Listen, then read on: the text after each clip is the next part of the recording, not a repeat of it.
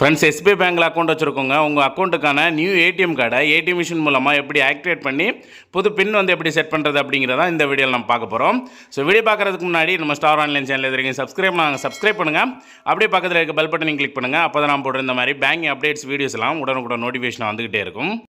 ஃபஸ்ட்டில் நீங்கள் உங்களோட எஸ்பிஐ ஏடிஎம் மிஷின் சென்டர் போய்ட்டு உங்களோட நியூ ஏடிஎம் கார்டை ஏடிஎம் மிஷினில் வந்து இன்சர்ட் பண்ணுங்கள். இன்சர்ட் பண்ணதுமே நமக்கு ஒரு 2 செகண்ட் வெயிட் பண்ண வேண்டியிருக்கும்.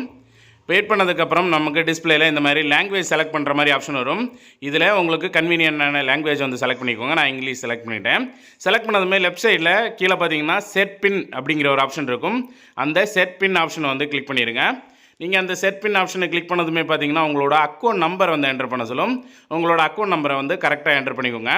உங்களோட அக்கௌண்ட் நம்பரை என்டர் பண்ணதுக்கப்புறம் ரைட் சைடில் ப்ரெஸ் இஃப் கரெக்ட் அப்படிங்கிற ஒரு பட்டன் இருக்கும். அந்த ஆப்ஷனை வந்து கிளிக் பண்ணிடுங்க.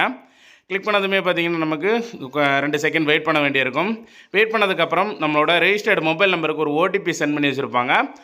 நீங்கள் இப்போது நீங்கள் பேங்க் அக்கௌண்ட்டில் கொடுத்துருக்க மொபைல் நம்பருக்கு ஓடிபி வந்திருக்கா அப்படின்னு செக் பண்ணி பாருங்கள். ஓடிபி வந்ததுமே ஸ்க்ரீனில் கண்டினியூ அப்படிங்கிறத கிளிக் பண்ணிடுங்க.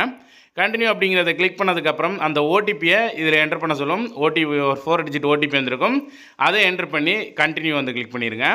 கண்டினியூ கிளிக் பண்ணதும் நமக்கு பிடிச்ச மாதிரி புது பின்னை வந்து செட் பண்ண சொல்லும். இதில் உங்களுக்கு பிடிச்ச மாதிரி ஒரு 4 டிஜிட் பின்னை வந்து செட் பண்ணுங்கள். செட் பண்ணதும் திரும்பவும் செட் பண்ண சொல்லும். அதே 4 டிஜிட் நம்பரை திரும்பவும் செட் பண்ணிடுங்க. செட் பண்ணதும் அவ்வளோதாங்க. வித்தின் செகண்டில் உங்களோட ஏடிஎம் கார்டு ஆக்டிவேட் ஆகி பின் வந்து செட் ஆயிரும். ஸோ இந்த மாதிரி சிம்பிளாகவே நீங்கள் ஏடிஎம் மிஷின் மூலமாக உங்களோட நியூ ஏடிஎம் கார்டு ஆக்டிவேட் வந்து பின் செட் பண்ணிக்கலாம்.